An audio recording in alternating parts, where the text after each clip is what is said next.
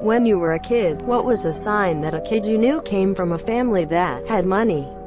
They had fancy vacations or even several vacations each year.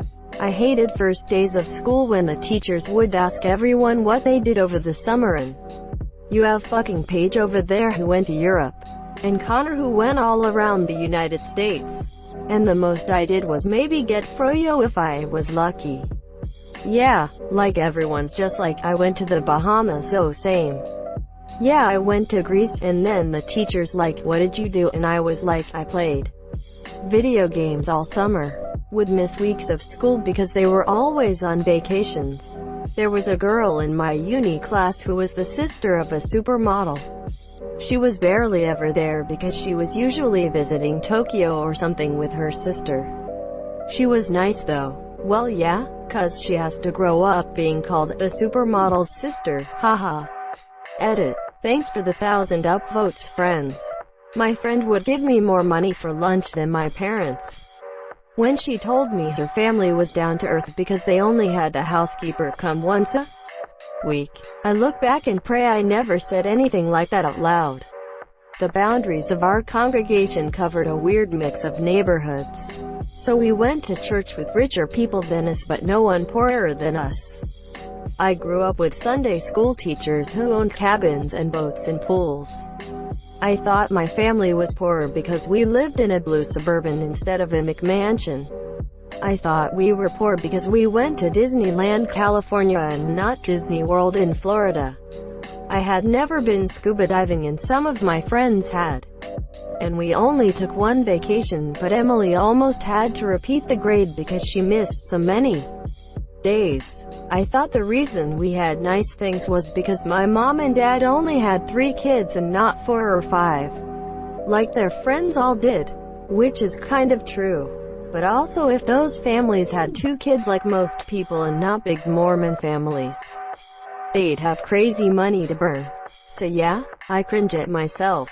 I wish my parents had spent a little more time saying how good we had it and less time saying how good our richer friends had it. They had a lake house. When they were able to use the internet on their flip phone without freaking out 'cause you accidentally pushed the internet button. Oh, the panic of the internet button, when you scramble to hit the back button 10 times until you just power off the phone and pray that you did it in time. You'll have to spend another 5 minutes typing out that text again on the 10 key. But it is worth it to avoid the wrath of the parents when they get the cell bill. Good times. There were different queues for levels of wealth. I thought I was pretty well off as I could ask for and get the big box of Crayola crayons with a sharpener, and my shoes were bought new. When I got a scholarship to a prep school, I learned that wealthier families travel during school breaks. The most ridiculously wealthy kids got brand new cars for passing their driving test. The cars were replaced once damaged. Those cars always got damaged too. There's one town near me where all the rich kids come from and they all have a story about totaling their brand new car right after getting their license. As a young kid, it was their clothes, lunches, and general appearance. They kind of stood out from us legions of poorer kids at the school. We ate the hot lunch at a reduced or free rate. They brought in neat sandwiches, individual bags of chips, High C, and Little Debbie or Hostess desserts. There was a girl in my elementary school I don't think I ever saw wear the same outfit twice. And they were nice clothes, not hand-me-downs from mom, which put our yard sale and homemade clothes to shame. I'm relatively well off, considered rich in my area of the country, and I would be happy to dress my kids in hand-me-downs and yard sale finds. No shame in that. Shame on those who would try to shame you. Better to save dollar to ensure the kids get a great education while lobbying G to open education to all, with an equal opportunity. This is a really specific example, but I was in 5th grade and all the 5th grade classes were competing for a pizza party. The class that donated the most money to this glass jar each classroom had would get the pizza. party. As an adult, I understand how weird and sketchy that sounds having elementary kids donate money to their public school, but it's been a couple of decades now and I didn't question it considering how often we had to do fundraising and go sell stuff to neighbors and extended network. It was the last day and my class was in second place. This one kid asked how far behind we were and the teacher said something like $15 as of the beginning of the day. This kid pulled out his checkbook and wrote a check for $50 to go in the jar just to cover all bases regarding the other class. I mean, for $50 the kid could have just thrown us a pizza party, but in 5th grade it seemed pretty cool. That's like the ultimate flex right there. What 5th grader has a checkbook? The kind that may get kidnapped for ransom money. It's easier to have the kid cut a check themselves than go through all the hassle. They had a Sega and a Nintendo. They had a mom and a dad. They had their own room. I was in a single child home. They went on all the field trips. Not just the free ones. Their bike was the right size for them now. Not 2 years ago. They had Lunchables in addition to a normal lunch. Sometimes I would get Lunchables as my lunch, but only once in a while and when they were on sale. I definitely didn't get anything else along with a monsieur fridge with ice on the door and a dishwasher. The fridge one is one of mine too. Bonus points if they could get ice cubes and crushed ice at the push of a button. My poor ass could only have ice if I had the foresight to put water in an ice cube tray 4 to 5 hours before I wanted it, so basically never. He bought everyone snacks all the time and never asked that they pay him back. I swear the kids spent about $500 a year on us in colas. When I taught at a private school I had a student like that. I swear he had a crisp new $20 bill every day to buy chips and candy and whatnot for his friends at lunch. He was also picked up by his 16-year-old sister in her hybrid vehicle. They weren't wearing 4-stripe Adidas matching furniture sets. Our house was decorated in functional secondhand. My parents too were students of that school of design. They would have discussions about furniture like, well, I think the green couch will work well because we don't have a fucking choice.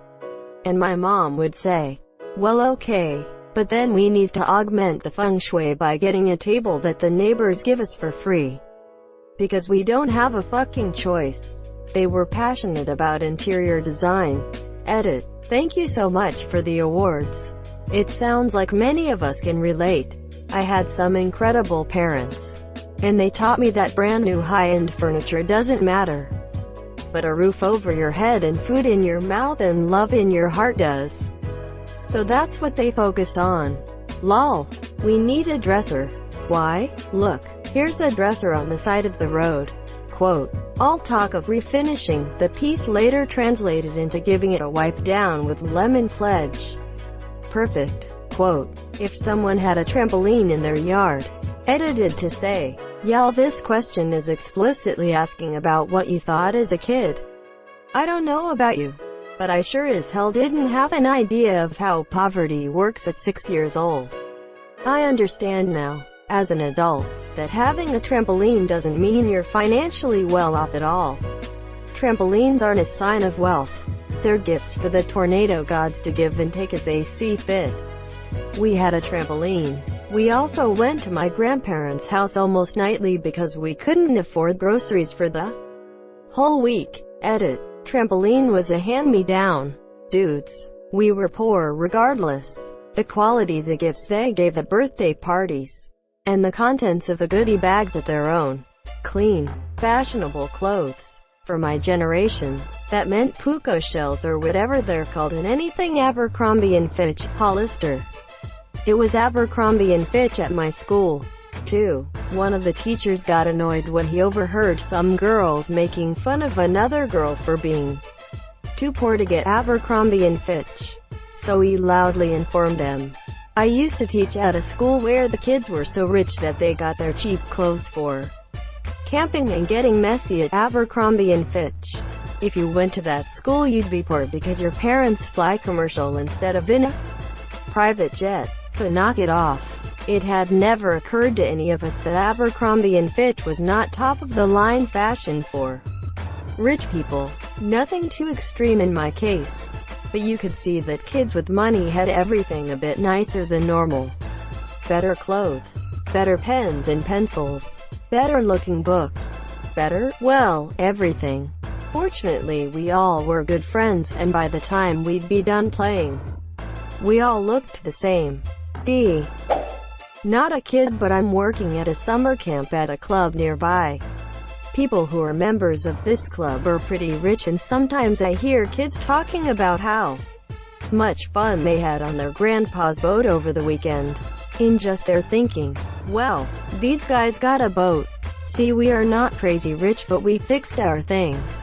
Got a second-hand boat for cheap and fixed it up. That is the pinnacle of how to look wealthier than you are. When I was a kid, I grouped people based on how much space they had dedicated to them in their homes.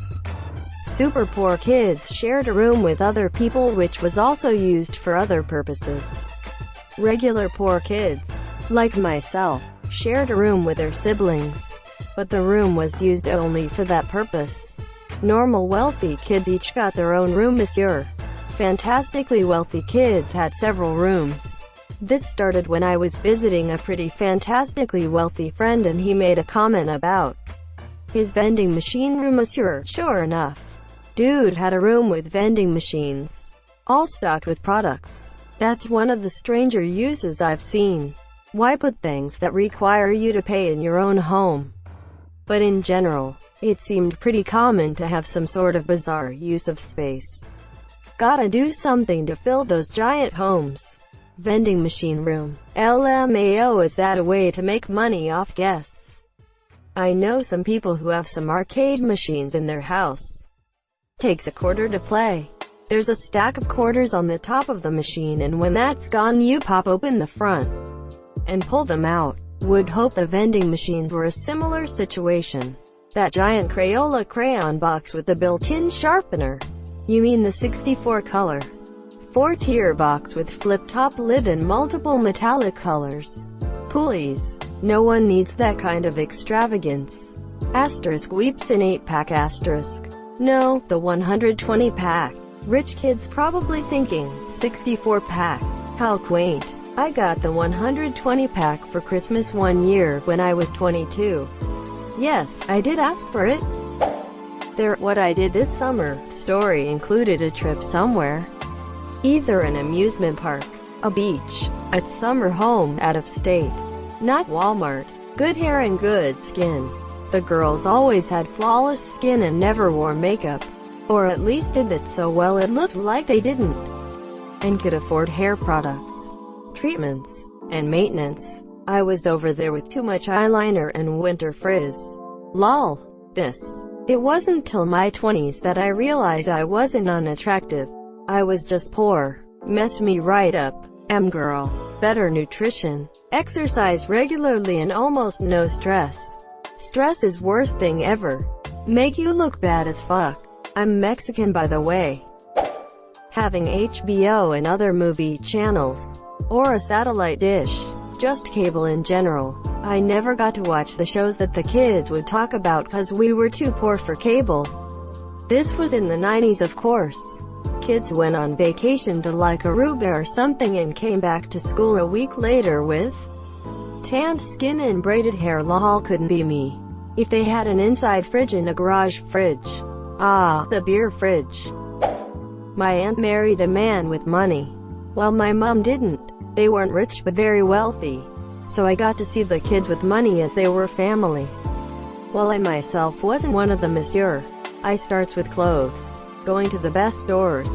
Getting an item here and there while the price didn't matter. Having a huge closet with all kinds of clothes in it, or just going shopping for new stuff when there wasn't anything else to do. They had like 3 PlayStations, Nintendo stuff, new iPods every 2 years, new laptops or other cool stuff. The family had new cars every few years as well. While normal and poorer people don't go on vacation very often, they did plenty of times. All over Europe, the USA or Australia. Not once a year but several times. When they were home they did spend their time playing golf. Did I mention shopping? But on the bright side, when you do not grow up with this kind of wealth, you don't necessarily need it when you are grown up. It's nice to be able to afford it, but you are still able to live a normal life without chasing the money. Those kids all do not have the income their father had. While they still are above average, they struggle to afford their old lifestyle by themselves, and it is making them uncomfortable. They kind of need to take a step back, which is hard for them, monsieur. I'm not sure if they will ever be able to be truly happy without that much money. Greater than. But on the bright side, when you do not grow up with this kind of wealth, you don't necessarily need it when you are grown up. I honestly think everyone should go through a poor period in their life. Not to the point of food insecurity, but to the point where you need to separate wants from needs. It really gives you some perspective. Thank you so much for watching and have a good day.